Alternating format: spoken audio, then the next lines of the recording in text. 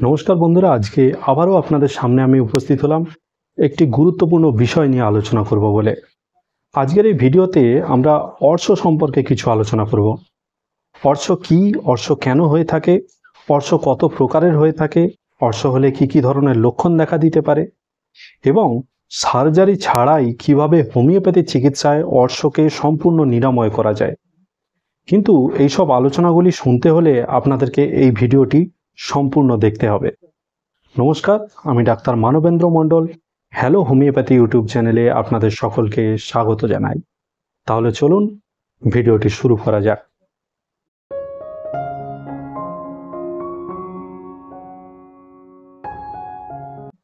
আমাদের মলদ্বারের আশেপাশে যেসব শিরাগুলি আছে সেই সব শিরাগুলিতে যদি কোনো রকম ইনফ্লামেশন দেখা দিয়ে থাকে বা এইসব শিরাগুলি যদি কোনো কারণে ফুলে গিয়ে থাকে, তাহলে এই ধরনের অবস্থাকে আমরা অর্শ বা পাইলস বলে থাকি। এই পাইলস অনেক সময় আমাদের মলদ্বারের ভিতরেও দেখা দিতে পারে, যেগুলিকে ইন্টারনাল পাইলস বলা হয়। আবার অনেক সময় আমাদের মলদ্বারের বাইরেও এই ধরনের পাইলস বেরিয়ে আসতে পারে, যেগুলিকে এক্সটার্নাল পাইলস বলা হয়। এই ধরনের পাইলসে অনেক সময় বেদনা বা যন্ত্রণা থাকতে পারে, বা অনেক সময় বেদনাহীন বা যন্ত্রণাহীনও হতে পারে। আবার এই ধরনের পাইলসে অনেক সময় ব্লিডিং থাকতে পারে, আবার অনেক ক্ষেত্রে কিন্তু এই ধরনের পাইলসে কোনো রকম কোনো ব্লিডিং থাকে না। এই পাইলস বা অর্শের পিছনে বর্তমানকালে যেসব কারণগুলি সবচেয়ে বেশি দায়ী হয়ে থাকে সেগুলি হলো আমাদের খাওয়া দাওয়া এবং লাইফস্টাইল। বর্তমানকালে আমরা খুব কঠোর পরিশ্রম করতে পছন্দ করি না, আমরা বসে থেকেই নানা রকম কাজকর্ম করতে পছন্দ করি। এই জন্যে আমরা এমন প্রফেশন পছন্দ করি যেগুলিতে বসে থেকে কাজকর্ম করতে হয়।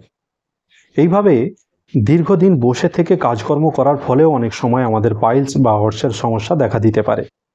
এছাড়াও বর্তমান সময়ে আরও একটি জিনিস সবচেয়ে বেশি দেখা যাচ্ছে, যে অনেক মানুষ রেগুলারই তাদের ডায়েটে মাছ, মাংস, ডিম ইত্যাদি খাবার দাবার রাখেন, কিন্তু তার সাথে যে ব্যালেন্স করে শাকসবজি বা ফলমূল খাওয়া, এগুলি কিন্তু তারা করেন না।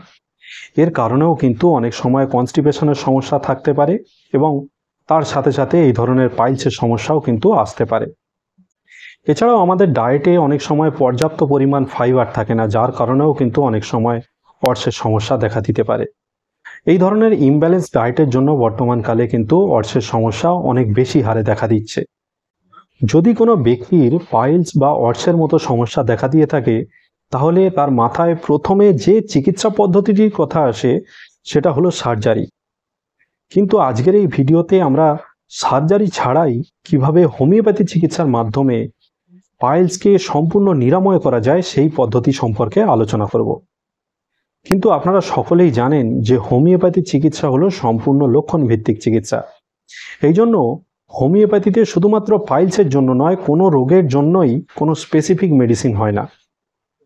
আপনার যেসব মানসিক লক্ষণ এবং শারীরিক লক্ষণ যেসব মেডিসিনের সঙ্গে সবচেয়ে বেশি মিলে থাকবে, শুধুমাত্র আপনারা সেই একটি মাত্র মেডিসিনকে ব্যবহার করেই আপনাদের যে কোনো রোগ থেকে বা এই ধরনের পাইলস বা অর্শের সমস্যা থেকে সম্পূর্ণ মুক্তি পেতে পারেন।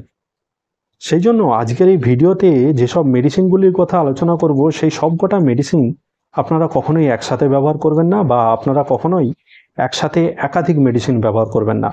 আপনারা শুধুমাত্র সেই একটি মাত্র মেডিসিনকেই ব্যবহার করবেন যে মেডিসিনের লক্ষণের সাথে আপনার শারীরিক লক্ষণ এবং মানসিক লক্ষণ সবচেয়ে বেশি মিলে থাকবে, এবং সেই মেডিসিনকে ব্যবহার করেই আপনারা পাইলস বা অর্শের সমস্যা থেকে সম্পূর্ণ মুক্তি পেতে পারবেন।